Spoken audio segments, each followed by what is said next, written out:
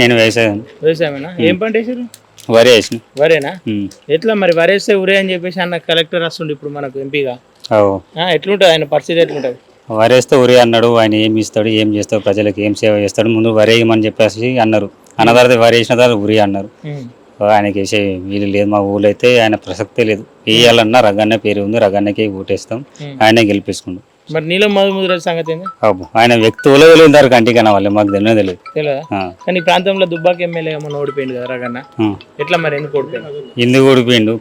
పైసా వల్ల, టీఆర్ఎస్ పైసా వల్ల ఉన్నది, కానీ ఓటు మాత్రం కొని వేయించుకున్నాను తప్పించి అభిమానం ఉండి ఇవ్వలేయాలి. ఈసారి ఖచ్చితంగా రగన్న గెలుస్తాడు. ఈసారి కూడా పైసా వస్తారు కదా కోమటిరెడ్డి ఆయన వెంకటరామరెడ్డి. ఎంత అన్నా వేయలేమన్నా. చూసిరు వాళ్ళ కథ ఏందో చూసిరు, వాళ్ళ ఎంత అనుభవం తెలుసు, వాళ్ళకి వేసే ప్రసక్తి లేదు. రాష్ట్రంలో కాంగ్రెస్ ఉంది, కాంగ్రెస్ చేస్తారు ఖచ్చితంగా. జనాలు చూసిన మొన్న కేసీఆర్ ఎంత చేసిండో వాళ్ళు చూసే ఓడగొట్టిండుగా. ఓటు అనుకుంటే ఖచ్చితంగా గెలిపించగలుగుతాం మోడీని. మెదక్లో చూసుకుంటే 7 నియోజకవర్గాలు ఉన్నాయి. 6 ఏమో టీఆర్ఎస్ వాళ్ళు ఉన్నారు, 1 కాంగ్రెస్ వాళ్ళు ఉన్నారు. అసలు బీజేపీలో ఒక్కరు లేరు. తట్టుకుంటాడా వీళ్ళందరినీ? ఎందుకు తట్టుకోవడం? ఖచ్చితంగా తట్టుకుంటాడు. చూడు మా ఇప్పటికైనా మీరు చూస్తూ ఉంటాం, మా యూత్ పోరాలు ఎంతగా ఆసక్తిగా తిరుగుతున్నారు, చేస్తున్నారు. ఖచ్చితంగా రగన్న గెలుస్తాడు.